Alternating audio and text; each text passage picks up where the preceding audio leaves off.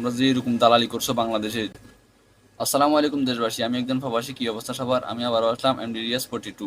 তো জানি বাংলাদেশে অনেক মানুষ ভালো নাই, অনেক জেলার মানুষ ভালো নাই। কারণ এমন বন্যার অবস্থাতে মানে ভিডিও যে করবো মানে মনে আগে না যে একটা ভিডিও করি। কারণ অনেক কষ্ট লাগে বাংলাদেশে এই পরিস্থিতি কি বলবো, কিছু বলার নাই। যাই হোক, যারা এই কাজ করেছে আল্লাহ তাআলা তাদেরকে হেদায়েত দান করুক। সবচেয়ে দুঃখ লাগে অনেক মানুষ মারা গেছে, আল্লাহ তাআলা তাদেরকে জান্নাতুল ফেরদৌস নসিব করুক, আমিন। ভিডিওটা করা এই জন্য যে বিগত কয় মাস আগে কিছু মানুষ, কিছু দালাল বলছিল যে প্রবাসীরা বৈধভাবে টাকা না পাঠাইলে তাদের পাসপোর্ট নবায়ন হবে না, এরকম কিছু বলছিল। এখন কোথায় তারা? হ্যাঁ, আরে বাবু, কই গেছো এখন তোমরা? হ্যাঁ, পারলে এখন ঠেকাও প্রবাসীদেরকে। আমরা তো ফার্স্টে বলছি তোমরা প্রবাসীর একটা ভালো শিখতে পারবে না প্রবাসীদের, বুঝছো? তো এখন দেখলা তো, এখন তোমরা যেটা নিয়ে সবকিছু করলা, এখন তোমরা ওই দেশেই নেই, তোমরা এখন বাংলাদেশে নাই। তোমরা যে এরকম দালালি করছো বাংলাদেশে, যে এরকম মানুষকে মেরে খাইছো, তার ফল এখন ভোগ করো। আমি এটা বলবো না যে আওয়ামী লীগ এই, বিএনপি ওই সেই, এইরকম কিছু বলবো না, কারণ যেহেতু আমি কোনো দল করি না, আমি কোনো দল নিয়ে কথা বলার ওই রকম এও রাখি না। তো শুধু বলবো এই কথা যে যারা আমাদের প্রবাসীদেরকে নিয়ে কথা বলছিল, আমি আপনাদেরকে বলবো যে এই প্রবাসে আপনি 5 টাকা ইনকাম করে দেখেন কত কষ্ট এই প্রবাসে 5টা টাকা ইনকাম করতে। এই যে মনে করেন বাড়ির টাকা পাঠাইলাম, যে মনে করেন যে, বা মনে করেন আমার একজন ভাই আছে বাড়িতে, আমি তাকে বললাম 1,000 টাকা পাঠালাম, সে কিন্তু 1,000 টাকা একদিনে খরচ করে ফেলছে। কিন্তু ওই 1,000 টাকাটা খরচ ইনকাম করতে ওই প্রবাসীর কতটা কষ্ট হয়েছে একমাত্র ওই প্রবাসীটাই জানে।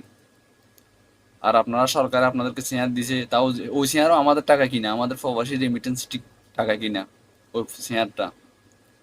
আপনারা আমাদের শেয়ারে বসে আমাদেরকে বলতেছেন আমাদের পাসপোর্ট নবায়ন হবে না, নবায়ন হবে না, এইরকম ওইরকম অনেক কিছু বলছেন। যাই হোক, এমনিতে তো আমাদের প্রবাসীর জন্য কোনো সুযোগ সুবিধা করেন নাই এয়ারপোর্টে, এমনিতেও এরকম কিছু করেন নাই, তাও আরো বড় বড় কথা। যাই হোক, শেষ পর্যন্ত আপনারা অন্যায় করছেন, অন্যায়ের প্রতিশোধ পাইছেন, এটা কিছু বলবো না। আলহামদুলিল্লাহ, এখন দোয়া করি, এখন যে আসছে ডাক্তার ইউনূস স্যার, আমরা তাকে যথেষ্ট পরিমাণ রেসপেক্ট করি, যথেষ্ট পরিমাণ সম্মান করি। শুধু আমরা না, প্রত্যেকটা ইউরোপ কান্ট্রিতে, প্রত্যেকটা আরব কান্ট্রিতে তাকে স্যালুট করে সবাই। আর বাংলাদেশের মনে করেন যে যারা লীগ নিয়ে হই মাই করে, আওয়ামী লীগ বলেন বিএনপি বলেন, তাদেরকে কয়জনে চিনে?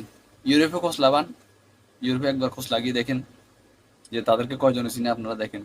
হয়তো বা তাদের নামও শুনে নাই যে বাংলাদেশ সরকারে ইউরোপের কিছু প্রেসিডেন্ট তাদের নামও শুনে নাই, তাদেরকে চিনেও না।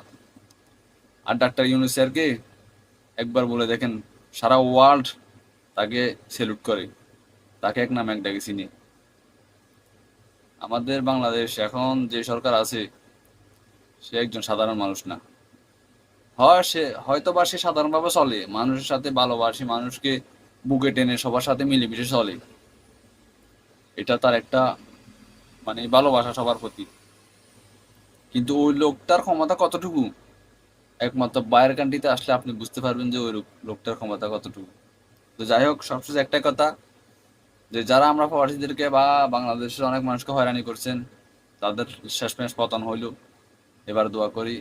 আর যে যেভাবে দেখতেছি আমাদের ডাক্তার ইউনূস স্যার আমাদের জন্য অনেক কিছু করতেছে এখন, আলহামদুলিল্লাহ। এয়ারপোর্টে যে এরকম পরিস্থিতি বসাইছে, যে তত্ত্বাবধান বসাইছে এখন এয়ারপোর্টে জায়গায় জায়গায়, এখন অনেকটা সুবিধা দেখতেছি। যাই হোক, আলহামদুলিল্লাহ, আমরা দোয়া করি সবকিছু উন্নয়ন হোক আর সবাইকে ভালো রাখে। সবাই ভালো থাকুক, আল্লাহ হাফেজ, আসসালামু আলাইকুম।